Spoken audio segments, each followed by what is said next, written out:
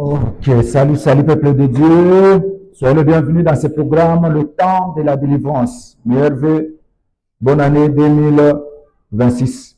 J'aimerais partager avec vous sur un très bon sujet qui est intitulé la délivrance. Parce que c'est un temps de délivrance pour quelqu'un. Dieu a mis au cœur l'homme de Dieu, notre Père, Papa Crispin Nyanga, afin que nous puissions passer maintenant un temps de délivrance. Voilà. Nous disons merci à Dieu. Nous allons parler de la délivrance. La délivrance, c'est quoi? La délivrance, c'est un acte de Dieu qui libère les captifs. C'est un acte de Dieu qui libère les captifs. Nous sommes dans le livre de Psaume 68, verset 7. C'est un processus de transformation qui nous rend libres. La délivrance, c'est un processus. La délivrance ne vient pas du coup délivrer. La délivrance, c'est un processus. Tout au long de cette année, nous allons parler de ces processus de la délivrance. Processus de la délivrance. Alors, nous sommes dans le livre de Romains, chapitre 8, verset 21. La délivrance, c'est quoi? C'est un résultat de la victoire de Jésus-Christ sur la croix. Voilà, ce qui s'était passé à la croix, c'est ça même la délivrance. Tout au long de cette année, nous allons décortiquer ça.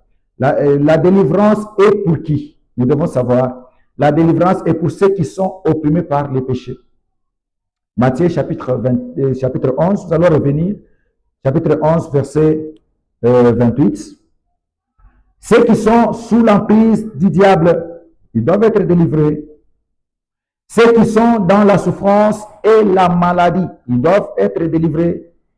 C'est comme nous sommes dans le livre de Jacques, chapitre 5, verset 15.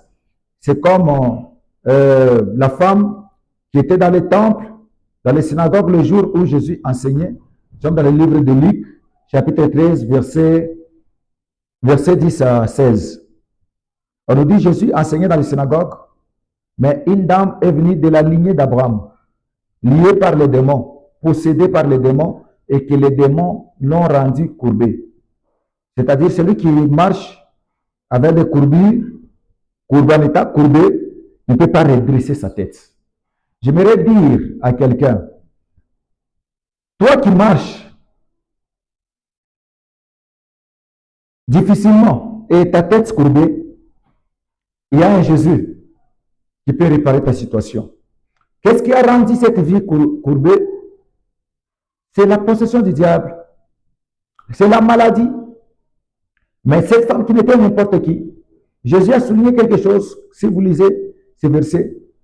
Jésus a souligné que cette femme était une femme de lignée d'Abraham. Or, en Israël, être de la lignée d'Abraham, ça ne représentait pas une petite chose. Donc, c'était une famille qui était, c'était une famille la mise à part. Être de la lignée d'Abraham, ça représentait être de la famille de Dieu. Donc, c'est avoir la dignité. Donc, tu es respecté. Donc, avoir le respect, la considération. Les gens de la lignée d'Abraham avaient la considération en Israël. C'était le mis à part. Mais Jésus voulait signaler ici quelque chose, que si cette dame ici peut être délivrée, parce qu'il répond au chef de synagogue dans le chapitre 15, il dit hypocrite, lui répondit le Seigneur.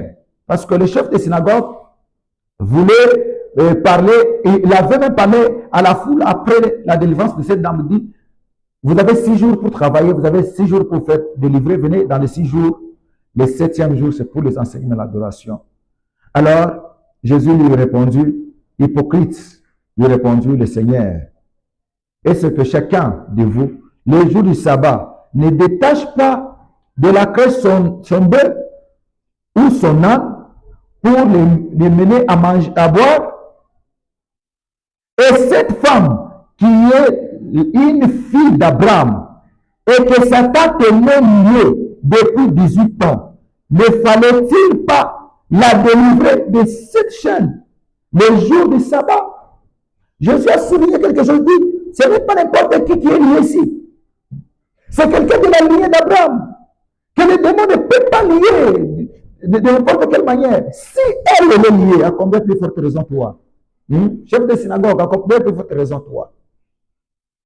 Alors, c'est pour nous dire que à ce qui concerne la possession des démons, le chrétien croit que quand on est pasteur, quand on est diacre, quand on est, je ne sais pas, prophète, on est mis à côté, on est exempté.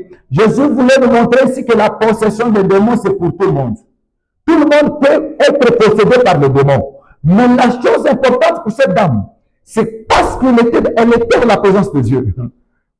Être la fille d'Abraham représentait une très grande chose. Mais elle ne s'était pas dit que je suis déjà de la lignée d'Abraham. Je peux rester à la maison. Non. Elle a regardé son état. Qu'est-ce qui a rendu ma vie courbée? Bien aimé, je vais parler de ça quand je vais commencer le processus de la délivrance. La première des choses, c'est la reconnaissance de son problème. Il dit, je ne suis pas normal, je suis courbé. Ma situation m'a rendu courbé. Oh, selon la loi, ce qui est courbé ne peut pas se redresser. Et comme je suis courbé, et si je reste avec ma situation à la maison, je ne peux pas me redresser. Qu'est-ce qu'il faut faire? Je pars dans la présence de Dieu. La Bible déclare, approchez donc de la présence de Dieu avec assurance, afin d'être secouru dans vos besoins. Vous voyez? Dans la présence de Dieu, il y a tout. Dans la présence de Dieu, il y a la délivrance. Reconnais ton problème et approche. Qu'est-ce qui a rendu ton ministère courbé? Ce n'est pas cette vie-là de Mankiona, parce que tu manques l'argent, parce que tu passes le temps de preuve. Maintenant, tu regardes, la santé de l'église n'est pas bonne. Il faut inviter des prophètes par-ci, par-là, bricoler des prophéties. Et que tu puisses attirer les gens vers toi. Et que les gens puissent donner l'argent. Est-ce que ce n'est pas ça qui a rendu ta vie là, ton ministère là courbé? Qu'est-ce qui a rendu ta vie courbée, bien-aimée? Et ce n'est pas l'impudicité. Ce n'est pas une d'impudicité. Ce n'est pas l'escroquerie. Qu'est-ce qui a rendu ta vie courbée? Dieu est capable de t'enlever dans ses courbures au nom de Jésus. Mais la seule chose, approche-toi dans sa présence. Homme de Dieu, tu avais commencé avec la foi, mais tu veux terminer avec la chair qui t'a ensorcelé. Reviens à la foi. Rentre dans la présence de Dieu et ces courbures-là vont disparaître. Dieu est capable d'agir. Dieu est capable de redonner encore la joie à ta vie, bien-aimé. Ce qui a rendu, peut-être, ce qui a donné des courbures à ton travail, peut-être c'est compromis dans le travail. Tout ça la boye, tout binisabiloko, tout ça la boye. Est-ce que tu étais allé là pour ça? Qu'est-ce qui t'a rendu courbé? Voilà ma question d'aujourd'hui. Pour cette femme, c'était les démons. Elle devait être délivrée. Toi, qu'est-ce qui t'a rendu courbé? Et Dieu n'échoue jamais. Mon Dieu ne rate jamais un cas. Mon Dieu n'a jamais échoué. Écoutez, s'il vous plaît, mon Dieu a payé tout ce prix. Jésus-Christ a payé tout ce prix à la croix. Viens avec ton état-là de courbure. Dieu va te redresser. Et cette fois-ci, tu marcheras la tête haute. Si tu veux cette année marcher la tête haute, reviens à Jésus. Si tu veux marcher cette année la tête haute, donne ta vie à Jésus-Christ.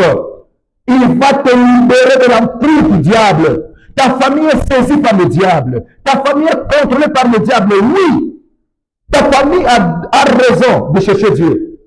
Parce que la délivrance s'appelle Jésus. Je ne sais pas, ton travail ne marche plus. La promotion n'arrive pas. Tu es soldat, il n'y a plus de grades. Écoutez, laisse-moi te dire, Dieu est capable. La Bible déclare qu'il est le réparateur des berges. Viens avec ta situation. Il va réparer ta situation. Tu vas marcher maintenant la tête haute. Cet état de courbure là, ça doit partir au nom de Jésus. Je déclare pour cette année une bonne posture, une très bonne position. Tu ne marcheras pas courbé. Et cette année, tu marcheras tête haute parce que tu es un enfant de Dieu. Tout ce qui a amené des courbures dans ta vie doit partir au nom de Jésus. Mais toi, la seule chose que tu peux faire, approche dans la présence de Dieu. Sois dans la présence de Dieu et Dieu va te secourir. Je dis et je vous remercie. Si tu mets ce que je te parle en pratique, Dieu va te secourir. Reçois cela au nom de Jésus-Christ.